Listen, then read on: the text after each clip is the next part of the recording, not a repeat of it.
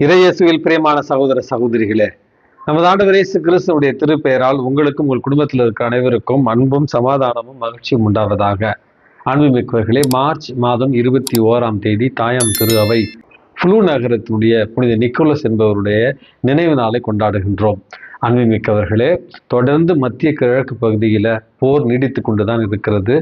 நாம் ஜெபிக்க கடமைப்பட்டிருக்கிறோம். இந்த போரினுடைய அடுத்த கட்டமாக இப்பொழுது உலக வர்த்தகத்தினுடைய இதயம் என்று அழைக்கப்படுகிற இந்த எண்ணெய் கிணறுகள் மீது மாறி மாறி குண்டுமழை பொழிந்து கொண்டிருக்கின்றன.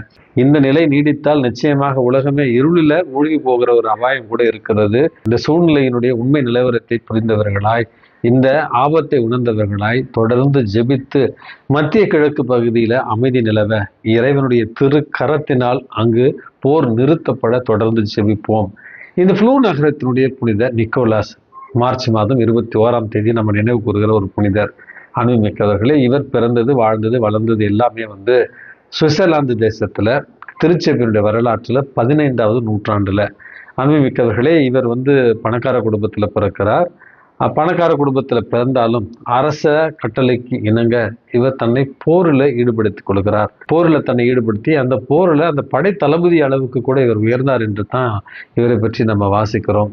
அதற்கு பிறகு இவருடைய பெற்றோருடைய சம்மதத்தோடு டாரத்தி என்று சொல்லப்படுகிற ஒரு இளம் பெண்ணை மணம் முடிக்கிறார். திருமணத்தின் ஆசீர்வாதமாக 10 குழந்தைகள் பிறக்கிறார்கள். பிறகு பல ஆண்டுகள் இராணுவத்தில் பணி செய்த பிறகு ஒரு கிராமப்புறத்தில் தன்னுடைய வாழ்வை அமைத்துக் கொள்கிறார். அன்புமிக்கவர்களை, ஒரு நாள் விவசாயத்தில் ஈடுபட்டு கொண்டிருந்த நேரத்தில் இவருக்கு ஒரு காட்சி கிடைக்கிறது. ஒரு வெள்ளை நிற லீலி மலரை ஒரு குதிரை உண்ணுவது போல அவர் ஒரு காட்சி காணுகிறார். வெள்ளை நிற லீலி என்பது நம்முடைய ஆன்மா, இந்த குதிரை என்பது இந்த உலகம். ஆகவே நம்முடைய ஆன்மாவை இந்த உலகத்தனமான காரியங்கள் அழித்து விடும் என்கிற அந்த காட்சி அவருக்கு கொடுக்கப்படுகிறது.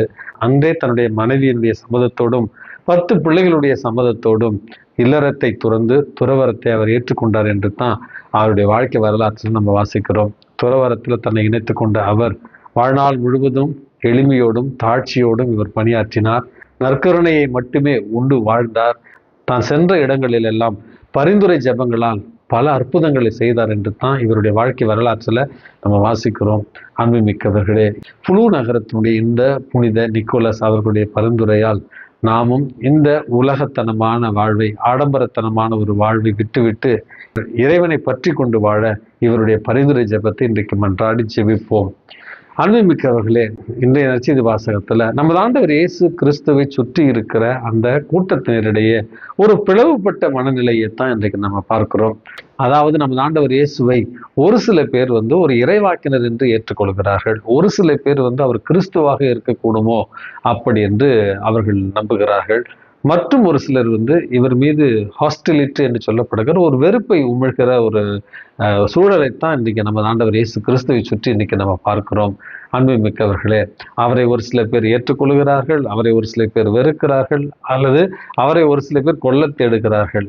இதே நிலை நம்முடைய வாழ்க்கையில கூட பல நேரங்களில் ஏற்படும் என்று நினைக்கின்றேன். நம்முடைய தனிப்பட்ட வாழ்க்கையில நம்மை ஒரு சில பேர் வெறுக்கலாம், அல்லது நம்மை ஒரு சில பேர் தவறாக புரிந்து கொள்ளலாம், அல்லது நம்மை ஒரு சில பேர் கொல்லக்கூட தேடலாம். மனசளவில் இவெல்லாம் ஏன் வாழ்றான், இவெல்லாம் எதுக்கு வாழ்றா, ஒரு வாய்ப்பு மட்டும் கிடைச்சா அவ்வளவுதான், இவங்கெல்லாம் எதுக்கு வாழ்றாங்க அப்படி என்று நாம் வாழவே கூடாது என்று நினைக்கிற கூட்டம் கூட ஒரு சில பேர் இங்கே இருக்கலாம். அன்புமிக்கவர்களே, அப்படிப்பட்ட சூழ்நிலையில எல்லாம் நமது ஆண்டவர் இயேசு கிறிஸ்துவை போல தன்னிலை உணர்ந்தவர்களாய் நம்பிக்கையில் நிலைத்து நின்றால் நாம் மகிழ்ச்சியாக வாழலாம் என்பதுதான் முதல் கருத்து. என்னை அனுப்பியவர் என் தந்தை, அவர் என்னை அறிந்திருக்கிறார், நானும் அவரை அறிந்திருக்கிறேன். அவர் என்ன விரும்புகிறாரோ அதை மட்டுமே நான் செய்கிறேன் அப்படி என்று தந்தைக்கும் தனக்கும் உள்ள உறவை நம் ஆண்டவர் இயேசு கிறிஸ்து அடிக்கடி எடுத்து கூறுவதன் மூலமாக தன்னை பற்றின ஒரு சுய அறிவை அவர் பெற்றிருக்கிறார். தான் யாரை சார்ந்திருக்கிறோம், யாரில் நம்பிக்கை வைத்திருக்கும் என்பதில் தெளிவாக இருக்கிறார். ஆகவே நம்முடைய வாழ்க்கையில கூட நாம் புறக்கணிக்கப்படுகிற பொழுது, நம்முடைய வாழ்க்கையில நாம் தவறாக புரிந்து கொள்ளப்படுகிற பொழுது, நம்முடைய வாழ்க்கையில பலர் நம்மை வெறுக்கின்ற பொழுது, நான் யார், என்னை அனுப்பியது யார், நான் யார் சார்பாக பணியாற்றுகிறேன், யாருடைய சித்தத்தை நிறைவேற்றுகிறேன் என்கிற தெளிவு இருந்தாலே போதும் நாம் மகிழ்ச்சியாக இருக்கலாம். நமக்கு கொடுக்கப்பட்டிருக்கிற முதல் செய்தி. இரண்டாவது ஒரு செய்தியாக, இயேசுவை இன்றைக்கு ஒரு இறைவாக்கினராக, கிறிஸ்துவாக அல்லது வெறுக்கப்படக்கூடியவராக இன்றைய மக்கள் ஒரு குழம்பிய நிலையில புரிந்து கொள்கிறார்கள். அவரை சுற்றி ஒரு குழப்பம் இருக்கிறது, ஒரு சந்தேகம் இருக்கிறது, இன்னும் ஒரு பார்வையில ஒரு வெறுப்பு கூட இருக்கிறது. நம்முடைய பார்வையில இயேசு கிறிஸ்து உங்களுக்கும் எனக்கும் யார்? அவர் இறைவாக்கினரா அல்லது கிறிஸ்துவா அல்லது நம்மால் வெறுக்கப்படக்கூடியவரா, என்னுடைய தனிப்பட்ட நண்பனா, என்னுடைய மீட்பரா, எனக்கு யார், எனக்கும் இயேசுவுக்கும் என்ன உறவு இருக்கிறது என்பதை பற்றி சிந்திக்கத்தான் தாயாம் திருவாவை இன்றைக்கு அழைப்பு விடுக்கிறது. நாம் கிறிஸ்தவர்களாக இருக்கலாம், நற்கருணை ஒப்புரு அருட்சாதனம் வழியாக அன்றாடம் இயேசுவிடத்துல உறவாடக்கூடியவர்களாக இருக்கலாம். ஆனால் இப்படி நெருக்கமாக உறவாடினாலும் நமக்கும் இயேசுவுக்கும் இருக்கிற அந்த இடைவெளி எவ்வளவு, நமக்கும் இயேசுவுக்குமான உறவு என்ன என்பதை பற்றி சிந்தித்து அந்த உறவு இந்த ஒரு தவ காலத்துல மிக தூரமாக இருந்தால் பாவ மன்னிப்பின் வழியாகவும் நற்கருணையின் வழியாகவும் அந்த உறவை புதுப்பித்துக் கொள்ள இறைவன் உங்களையும் என்னையும் தூண்டுவாராக. இந்தியாவினுடைய கிரிக்கெட் நாயகன் என்று யாரையாவது குறிப்பிட வேண்டும் என்றால் சஞ்சு சாம்சன் என்று சொல்லப்படுகிற கேரளாவை சார்ந்த ஒரு கிறிஸ்தவரை தான் இன்றைக்கு எல்லோருமே சொல்லுகிறார்கள். எவ்வளவு புறக்கணிப்புகள், எவ்வளவு வேதனை, எவ்வளவு வெறுப்பு அவர் மீது உமிழப்பட்டது.